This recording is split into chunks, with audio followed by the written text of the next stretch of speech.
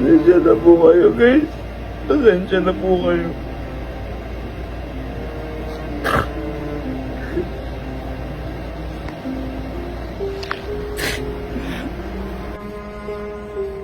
Hi, good morning po sa inyo lahat.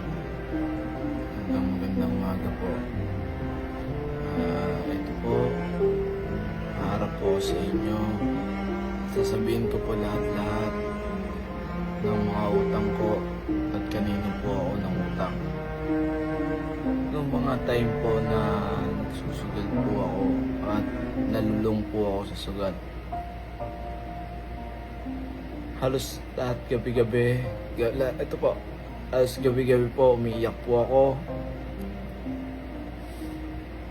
Gabi nagdadasal ako.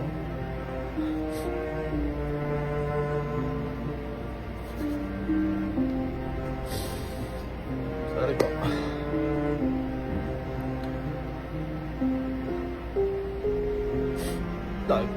Laki po ng sinayang ko.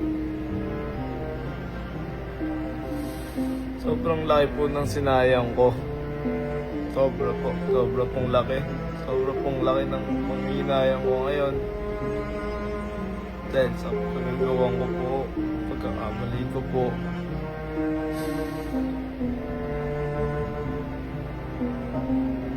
Yan, ngayon po, sasabihin ko po sa inyo kung magkano po lahat-lahat ng utang ko. At kung kanino po ako ng utang. Ito po. Unahin na po natin kay Boss Ron Suson. Nangutang po ako dyan nung para po sa birthday ng anak ko. Nangutang po ako dyan kay Boss Ron Suson ng 180,000 pesos para po sa kakulangan ng birthday party ng anak ko. Pasensya na po, kailangan ko po ito sabihin para po mawala na po yung sakit na nararamdaman ko ngayon, yung bumabagabag sa araw-araw at gabi-gabi ko pong inaalala, gabi-gabi ko pong iniintindi sa utak ko, gabi-gabi po akong umiiyak. Ngayon wala po akong maayos na tulog. Alas 7 na po ako ng umaga natulog kakaisip. Nag-live pa po ako ng pre-love ko para po may pangkain sa pang-araw-araw, makaipon po, makabangon, makalumaban ng patas. Yun po, may utang po kay Ron Suson. Di naman po ganun kalakihan dati para sa akin.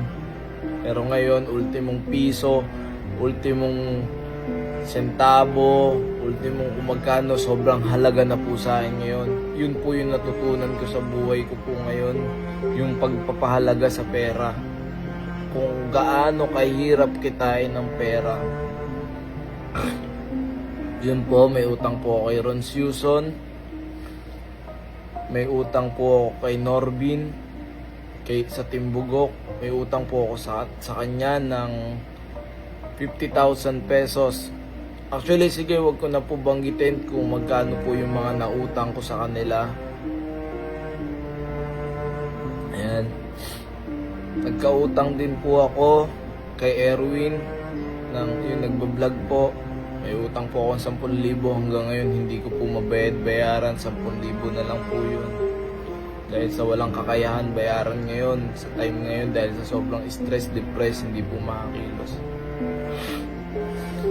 At may utang din po kay Anton Vlogs ng 10,000 po. Yun naman pong inutang kong 10,000 po pa sa doon kay Anton Vlogs. Pinampa-check up ko po ng anak ko. Kasi yung anak ko po, yung anak ko pong bunso, may infection po sa baga. Kaya po nangutang po ako. Dati wala po yun. Halos sabay-sabay na po naging problema. Dati wala po sakit yung anak ko. Hindi ko po inaasahan, bigla nagkaganon. Kaya po pala laging iyak na iyak. Tapos ang lakas ng halak.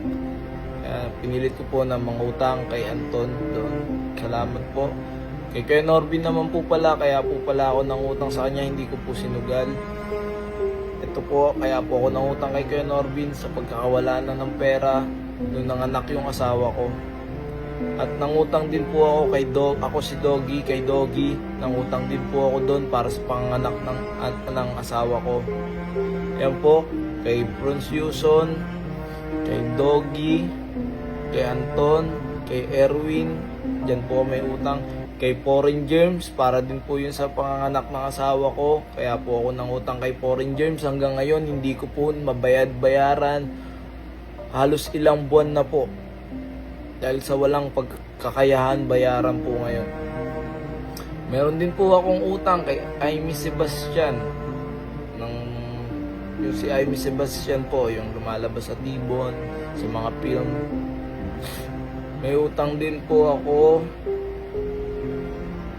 kay Boss MC. Actually, nag-iwan naman po ako ng prenda doon kay Boss MC. Iniwan ko yung camera ko, yung laptop ko kay Boss MC.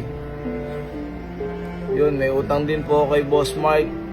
Yung sa bilyaran po, may utang din po ako dyan. Kay Boss Blick, may utang din po kay Boss Blick. Siyam na po yun. Tapos kay Eileen, yung tropa, may utang din po ako. Sinasabi ko po ito lahat sa inyo, yung mga sino po yung mga pinagkautahan ko. Kay Myla, may utang din po ako, 33,000. Sabi niya, magpapatulpo daw po siya. Sabi ko, sige po, magpatulpo ka po. Okay lang po, tatanggapin ko po yung pagkakamali ko po. Haharapin ko po yung pagkakamali ko. Kung magpapatulpo ka po, haharapin ko po. Hindi po kita tatakbuhan. Sabi ko, sige, lahat haharapin ko na po. Sabi ko, tapos, ano po ba ako may utang? Ang dami ko pong pinagkakautangan. Halos lahat po siguro na nakakausap ko, inutangan ko na.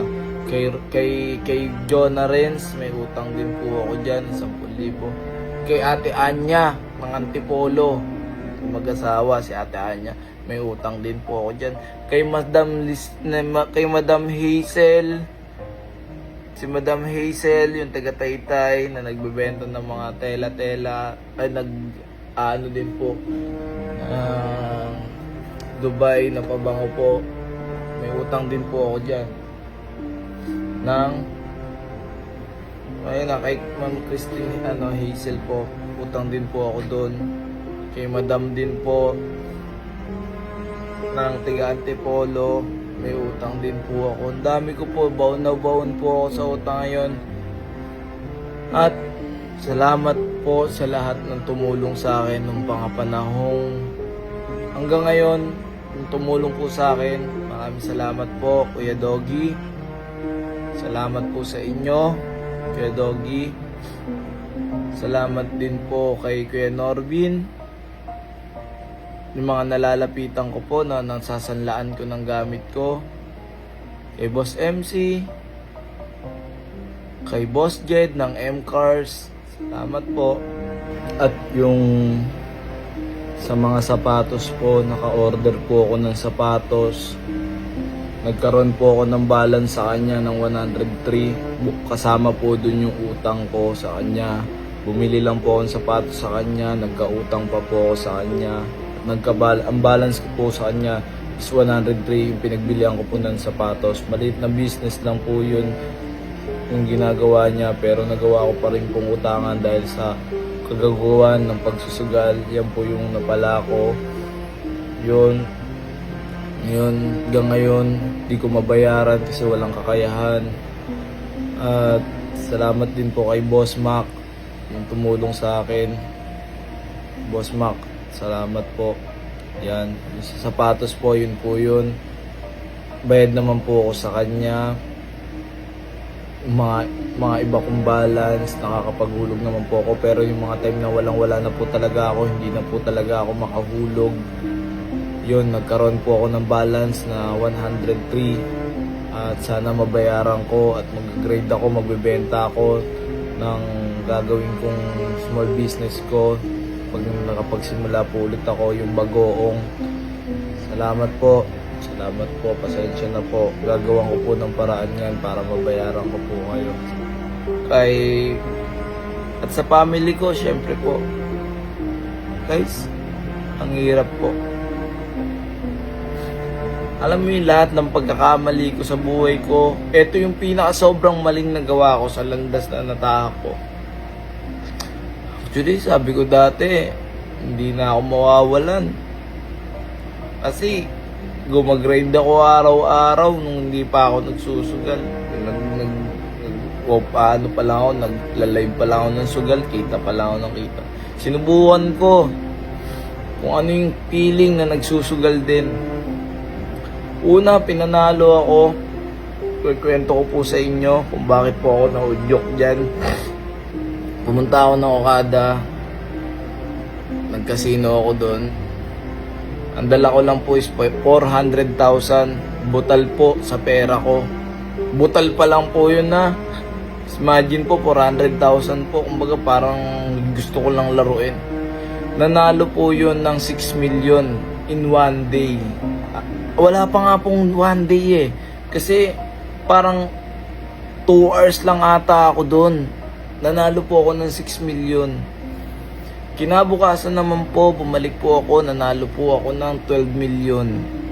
Yan po, kwento ko po kung ba't po ako nalulong.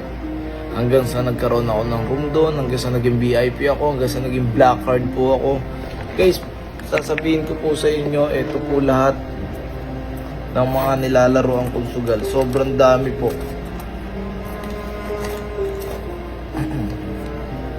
Meron po akong Soler. Ayan.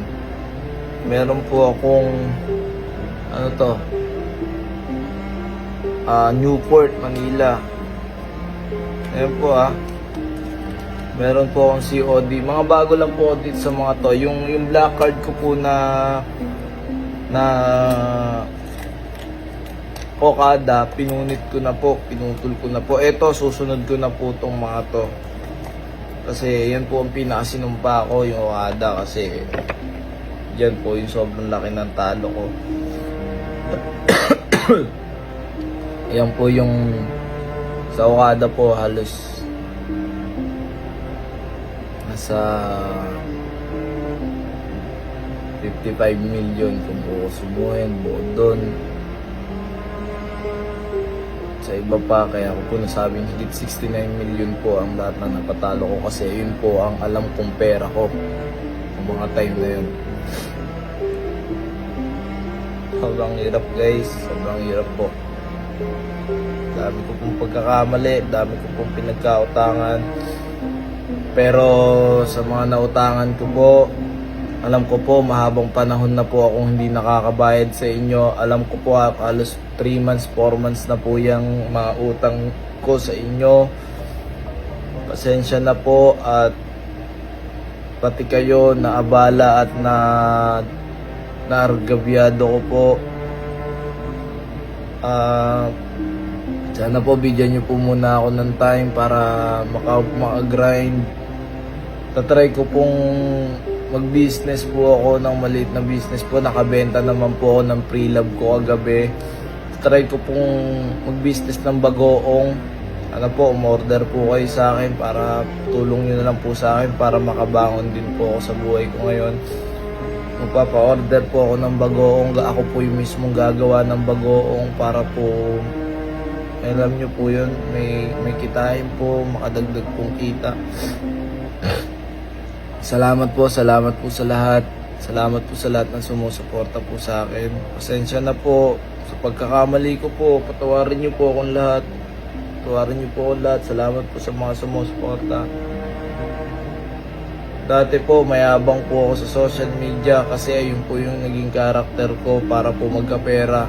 Yun po yung totoo. Pero sa loob ko po, hindi po ako ganon. Sa personal po, hindi po ako ganon. Tawaran niyo po akong lahat guys. Alam ko po lahat ng mga pagkakamali ko sa buhay ko. At tinatanggap ko po lahat ng mga pagkakamali ko. Sa lahat ng pinagkautangan ko, kung ano po yung mamarapatin nyo, ay haharapin ko po at tatanggapin ko po lahat ng sasabihin nyo sa akin. Kung ano po yung gusto nyo, gagawin ko po. Pasensya na po sa lahat ng pinagkakautangan ko ngayon. Ang importante po, hindi ko po kayo tatakbuhan. Nandito po ako, mag-grind po ako. para makabayad pa unti-unti sa inyo. At sa lahat naman po ng may mga utang din dyan kagaya ko, paalala ko lang po sa inyo na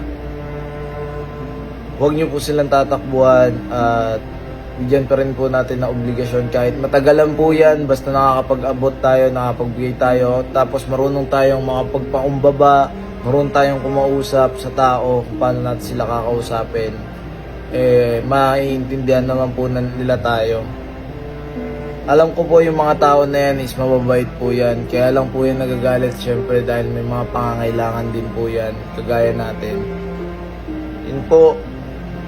Guys, paalala ko rin po, iwasan nyo na po ang pagsusugal, tigilan nyo na po yan, wala po may dudulot na maganda. Huwag nyo na pong hintayin, magaya po kayo sa akin. Huwag nyo na pong hintayin na lahat din po mawala sa inyo, bahay, sakyan, pera, kung meron man po kayo nun, o kung ano man po ang meron kayo, huwag nyo na pong hintayin mawala po sa inyo, please, tigilan nyo na po ang sugal. At lahat po yun, pinagsisihan ko na po. Ito po ang masasabi ko, hindi ka po nagkamali sa buhay, hindi ka po matututo. Piliin na po natin yung mga taong pakikisamahan po natin at pagkakatiwalaan po natin. Mga kaibigan po na talagang kahit wala ka, andyan po. Yun po yun. Ngayon wala na po, wala na rin po sila. Andyan lang po sila pag successful ka. Andyan lang po sila pagka meron na pong resulta. Nandyan lang po sila. Pagka wala na pong resulta at lubog ka na po, wala rin po sila. Hindi ko po nila lahat. Pero sana po mamili rin po kayo ng magiging kaibigan nyo at yung taong pagkakatiwalaan nyo. Kasabihan ko po ngayon, pag hindi ka nagkamali, hindi ka po matututo sa buhay. Yun lang po. Tigilan nyo na po.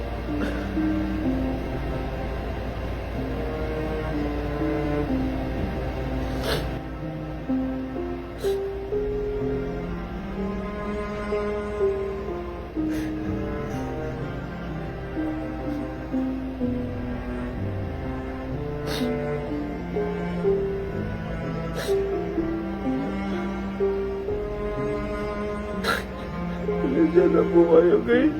Pasensya na po kayo.